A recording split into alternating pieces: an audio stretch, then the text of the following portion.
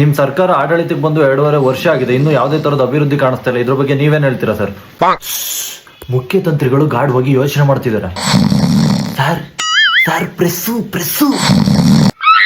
Sir ಏನ್ ಯೋಚನೆ ಮಾಡ್ತೀರಾ? ಟೀ ಶಾಪಿಗೆ ಟ್ಯಾಕ್ಸ್ ಹಾಕೋದ್ ಹೆಂಗೆ ಅಂತ ಯೋಚನೆ ಮಾಡ್ತಾ ಇದ್ದೆ. ಸರ್ ಆಲ್ರೆಡಿ ಹಾಕಿದೀವಿ. ಹಾಕ್ಬಿಟ್ಟು ಆಗ್ಲೇ ಇನ್ನೇನ್ ಉಳ್ದೈತೆ? ಒಂದ್ ಕೆಲಸ ಮಾಡು, ಏಲಕ್ಕೆ ಉಚ್ಚೋಕೆ ಊಸಕ್ಕೆ ಉಸಾಡೋದಕ್ಕೆ ಎಲ್ಲದಕ್ಕೂ ಟ್ಯಾಕ್ಸ್ ಹಾಕೋ ಕೇಳ್ಬಿಡಿ ಇನ್ಮೇಲೆ. Hello, outcome tax department. ಮಾನ್ಯ ಮುಖ್ಯ ತಂತ್ರಿಗಳು ಹೇಳಿರೋ ಪ್ರಕಾರ ಏಲಕ್ಕೆ ಉಚ್ಚೋಕೆ ಊಸಕ್ಕೆ ಉಸಿರಾಡೋದಕ್ಕೆ ಟ್ಯಾಕ್ಸ್ ನ ರೈಸ್ ಮಾಡಿ ಎಲ್ಲ ಮನೆಗೂ ನೋಟಿಸ್ ನ ಇಶ್ಯೂ ಮಾಡಿ. 2 ದಿನದಲ್ಲಿ ಟ್ಯಾಕ್ಸ್ ಪೇಮೆಂಟ್ ಆಗಿಲ್ಲ ಅಂದ್ರೆ ತಿಗನ ಹೊಲ್ದು ಸೀಸ್ ಮಾಡ್ತಾರೆ ಅಂತ ರೆಡ್ ಲೈನ್ ನಲ್ಲಿ ಹೈಲೈಟ್ ಮಾಡಿ. ಸರ್ ಅಭಿವೃದ್ಧಿ ಬಗ್ಗೆ ಕೇಳಿದೆ. ಬರೆಯ ಇಲ್ಲಿ ಏನೇನೋ ಕೇಳ್ತಾವ್ರಿ ಇವರು. ಈ ಅಭಿವೃದ್ಧಿ ಅಂದ್ರೆ ಏನಯ್ಯ? ನಿಮ್ ಸರ್ಕಾರದಲ್ಲಿ ನೀವೇನ್ ಮಾಡಿದೀರಾ ಅಂತ ಕೇಳ್ತಾವ್ರೆ. ಬೇಕಾದಷ್ಟು ಮಾಡಿಟ್ಟಿದೀನಿ, 3 ತಲೆಮಾರುಗಳು ಕುತ್ಕೊಂಡ್ ತಿಂದ್ರು ಕರ್ಗಲ್ಲ, ಆ ತರ ಮಾಡಿದೀನಿ. ನಿಮ್ ಮನೆಗಲ್ಲ ಸರ್, ರಾಜ್ಯಕ್ಕೆ ಏನ್ ಮಾಡಿದ್ರಿ ಅಂತ ಕೇಳ್ತಾವ್ರೆ. ನಾವು ಫ್ರೀಯಾಗಿ ಬಸ್ ಬಿಟ್ಟಿದೀವಿ, ಗೃಹಿಣಿಗೆ 2,000 ರೂಪಾಯಿ ದುಡ್ಡು ಕೊಡ್ತಿದೀವಿ, ಅದೇ ಅಭಿವೃದ್ಧಿ. ಉಪಮುಖ್ಯ ತಂತ್ರಿಗಳು ಅವ್ರು ಸಿಎಂ ಆಗ್ಬೇಕು ಅಂತಿದೆ.